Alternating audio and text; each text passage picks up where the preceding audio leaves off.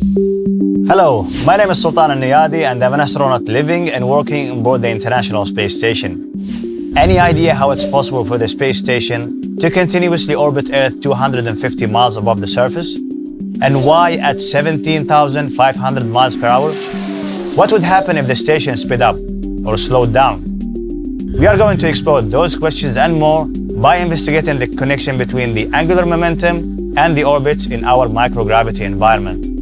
But first, you need to know a couple of other terms. Let's get started. Before we dive into centripetal force, it's important to look at Newton's first law of motion, which states that an object will continue moving with a constant velocity along a straight path unless acted upon by a net external force.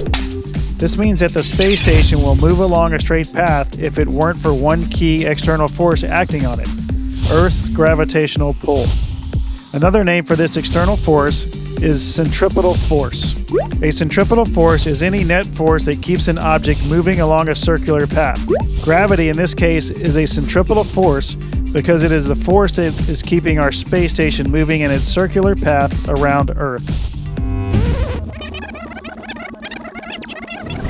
Okay, now you know that gravity constantly pulls the moving object with linear momentum inward just enough to cause it to travel in a curved path, making its momentum angular.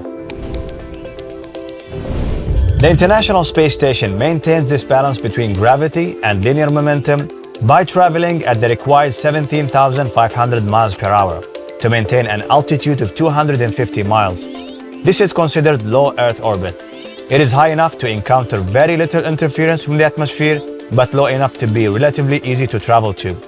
Let me show you some examples of angular momentum being conserved in the microgravity environment aboard the station. I will apply a force to set this yo-yo in motion.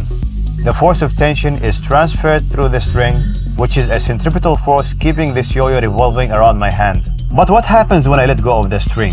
Once the tension from the string is removed, the object continues to follow Newton's first law of motion. It keeps moving at a constant velocity along a straight path relative to the space station. Now, what happens to the motion of the yo-yo if we increase the centripetal force by increasing the tension in the string?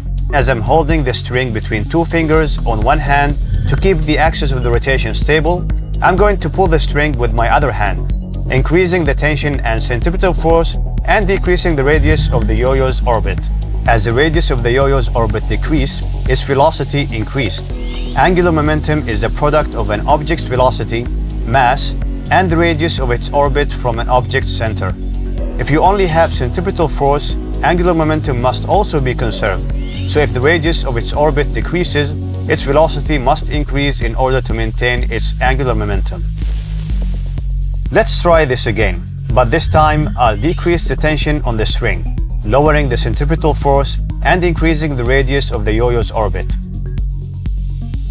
If you thought the velocity of the yo-yo would decrease, you were right, since angular momentum must be conserved. If the radius of an orbit is increased, the velocity of the yo-yo must decrease.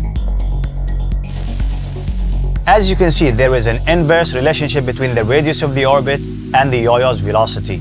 I was able to change the velocity of the yo-yo by increasing and decreasing the centripetal force in the system. We can't do this with the orbit of the station or other satellites because we can't change the pull of gravity exerted by Earth. Instead, to keep the station in a stable circular orbit, we use thrusters that can help maintain the constant speed of 17,500 miles per hour. To learn more about these topics, check out the corresponding classroom connection to conduct your own experiment and discover other ways angular momentum plays a part in your daily life. Thank you for exploring some physics with me today, and see you soon.